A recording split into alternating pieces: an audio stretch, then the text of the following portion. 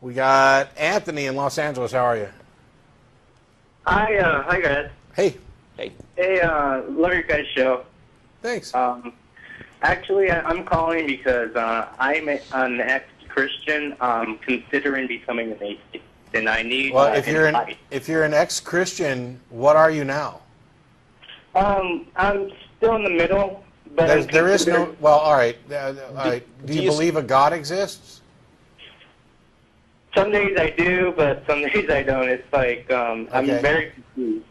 But I'm very much considering becoming an atheist because, like, I don't really understand, nor do I really make sense of the Christian doctrine anymore. Well, because I don't understand it, and it's like a lot of what people tell me about God. God is love. God is, you know, all these great things. Yet all these bad things are happening in the world. You know, I just thought it was a whole bullshit. Yeah. So quickly, you don't actually. You talk about becoming an atheist in the sense that you're converting to something. That's not the case. You know, every one of those days where, like, you believed in a God, that day you were a theist, and on the days where you didn't, those days you were an atheist. I mean, that's all there is to it. Now, you can go. And by the way, it's not just a matter of atheist and Christianity. I mean, you know, if Christianity doesn't make sense to Jews and Buddhists and Muslims or Hindus, you know, obviously they're not accepting Christianity. So there's the idea of consciously rejecting the claims of various religions. But on every day that you've thought, you know, you've considered your beliefs and you're able to say to yourself, I don't believe there's a God, those are the days that you're an atheist. Well, now it's more often that I'm feeling these, I guess, that I'm believing these things because you know what, because I watch your show a lot, and those days where you just said, you know what, none of this makes sense. It's good to have, you know, evidence for your beliefs, and it really makes no sense to believe something without, you know, having sufficient evidence. I'm sort of on the same boat right there. I like to question a lot. I'm a big skeptic when it comes to, I mean, basing my life on something. I mean, if I were to base my life on something like a religion or God, I would at least like to have sufficient evidence, you know, in order for me to do so. I go to college, and you know, I joined a Christian organization there, but I really got, you know, I really noticed how that Christian organization works. It's where you have to pay, you know, in order to go on trips with them, and it was really it ran more like a business. It didn't run like, you know, like something that Jesus would teach. You know, just like much of Christianity now, it's based on books. Sure, but that's all. I mean, I agree with you, but that's all irrelevant. I mean, the fact that there are Christian organizations out there that are scams. I'm sure you'll find atheist organizations out there that are scamming people. That's separate from the issue of whether or not the fundamental claims that that religion is making are true. And if you accept it, then you're a Christian, and if you don't, then you're not. Do you have specific issues from Christianity that you're having trouble letting go of? I guess the whole fear-based, because the whole fear-based thing about, like, well, if you don't believe in our religion, then you will go to hell. Yeah. That really messed it up for me. I faced that one. Let me tell you what how I dealt with that.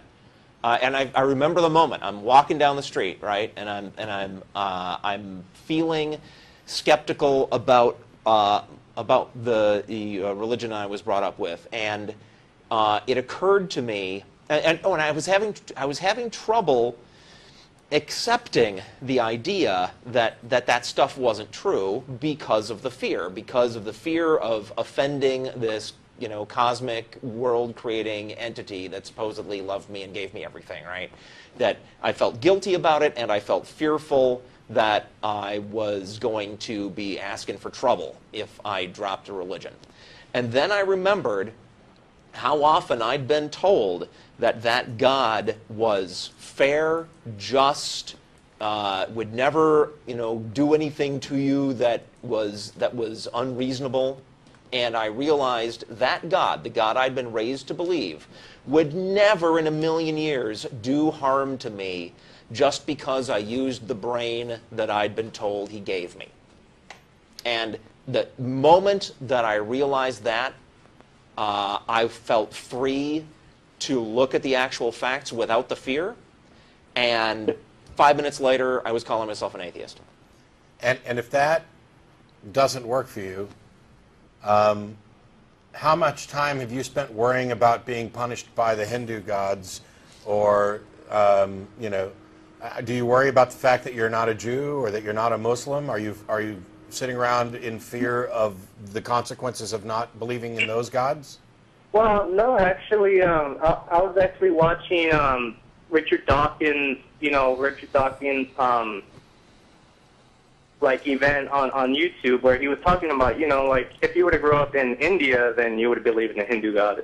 If you were to grow up in Israel, you probably worship the Jewish God.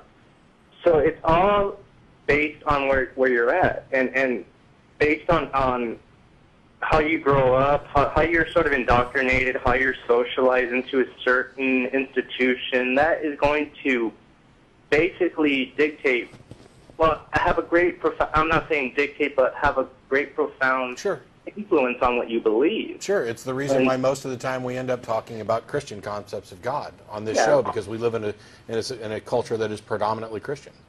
Yeah, and I've grown up, in Catholic church. That's basically from the time I was a young kid to probably around the time, because I joined the military in 2003, and all throughout the whole military, I was probably Catholic. I read my Bible and everything, those times I was lonely, I'd missed home, I used to read, a couple verses that would, bring me comfort or whatever.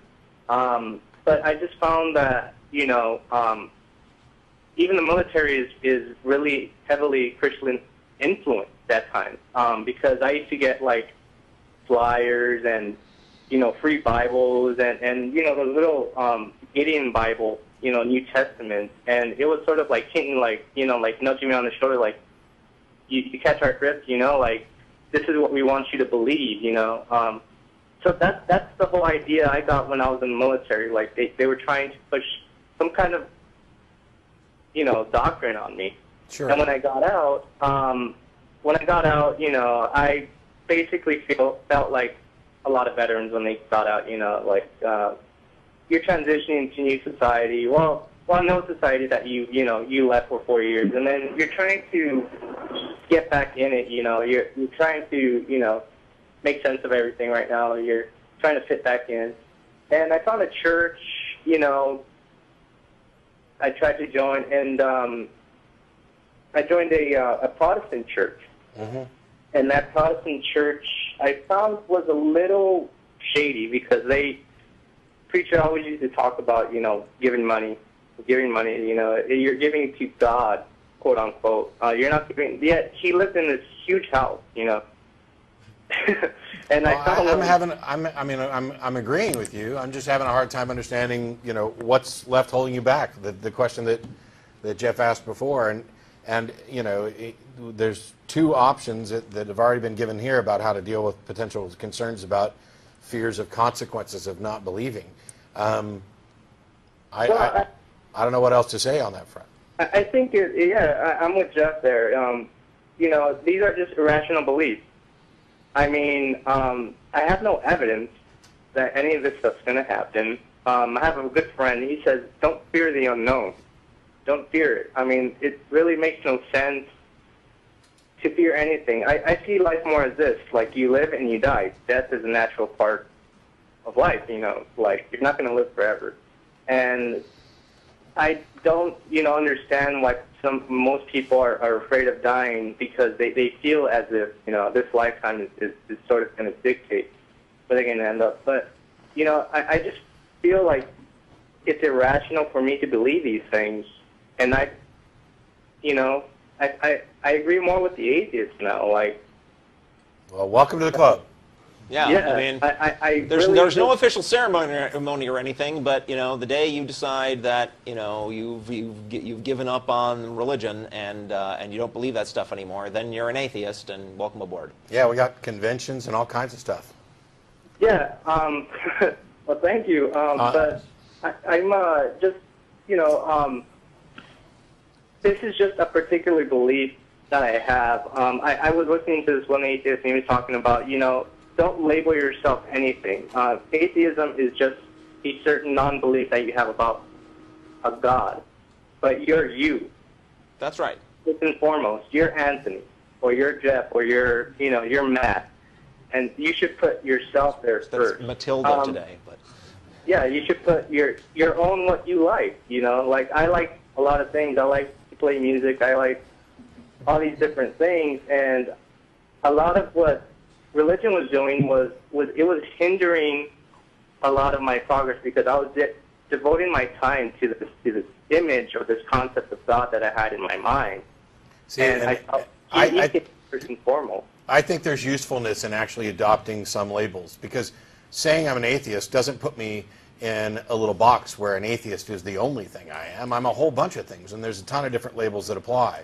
But running around saying, no, I don't want to identify with a particular label is potentially damaging, because what it does is it leaves the other atheists who are out there and who think they're the only ones, leaves them hanging. Whereas by coming out and saying, yeah, I'm an atheist, so what? I'm also, 20 other things that are 50,000 other things that I could possibly put labels on. It's just one of the many things. There's a value in adopting a label and running with it. Now, that doesn't mean that everybody should do it, or that you should necessarily adopt it as a definition of who you are. I mean, you are you. I'm in complete agreement. But trying to avoid labels for the sake of avoiding labels, if they fit, I think is a little dishonest. I mean, it would be like somebody saying, you're bald. No, I'm not bald. Don't you label me. No, I am, in fact, bald. It's a label. It's one that I dig. It's all right. And I'm right now I'm in the closet with atheism because, well, I've only told a few close people, like my mom and dad know that I don't believe in God anymore. My brother knows, and my little sister, but everyone else in my family, like my dad's side is huge, really big on the Catholicism. They're really huge Catholics. And my mom's side is heavily Protestant Christian. But I don't believe in it anymore, and I just need advice on how to come out to people. Like, do you tell people, oh, I'm an atheist, or if the conversation comes up, just say, you know what? Yeah, I am an atheist. I don't believe that any God exists. I like to base my beliefs on rationality and logic and reasoning. My only advice is, find whatever is the comfort level that you like. If you want to be really overt about it, get the atheist T-shirts and the atheist ball cap and the atheist lunchbox and the atheist tattoos. And the atheist tattoos, right? Do the whole thing if that's what you're comfortable with. If because of your situation you need to remain under the radar, then do that. I mean, there's in my opinion, it would be bad if nobody who was an atheist was open about it. But that's not the same as saying that everybody has a responsibility to make that their big, open, flagrant lifestyle. If you're not in that position, then don't. But it seems to me if you're comfortable enough to say it to your parents that you don't believe in God anymore, then that's the toughest one in my experience. Yeah, I'd say you're pretty much out. I mean, we've recommended a bunch of different things, and every situation is going to be different. One of the things that I've said over and over again for a lot of people is, it's probably best not to make any big deal about it. Go about being who you are and just being honest. And eventually somebody's going to, ask a question. They're going to say, hey, what's up with you? Don't you believe in God? And you can say, no. And by this time, it should have been. It was obviously evident enough for them to ask. So you're not being dishonest by assuming that it was at least somewhat understood or irrelevant or none of their business. But in this case, you're already out to what sounds like most of your close family. Yeah, I'm not sure what there's left to do. Yeah.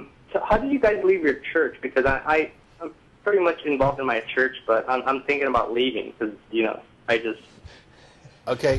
You just don't go anymore. It really is that easy. You just don't have to go. Yeah. Yeah. Okay. I give you permission to stop going to church. Heck, we give everybody permission to stop going to church if they want. And on that note, feel free to email us, but we got full lines, and I got to try and get some more calls before we get the show over with. But you can email tv@atheist-community.org, and we'll do what we can to get more information. But yes, you can stop going to church, my child. And if you need people to hang out with, try meetup.com. Yeah, there's really good sources. To see if you can find some atheists. Okay, hey, thanks a lot, guys. Thanks, Anthony. Appreciate it. For a lot of people, that's the hard part. It's not so much leaving the old group as being left with no group. Yeah, finding anybody to associate with once you've dropped your entire social network can be very difficult. Right.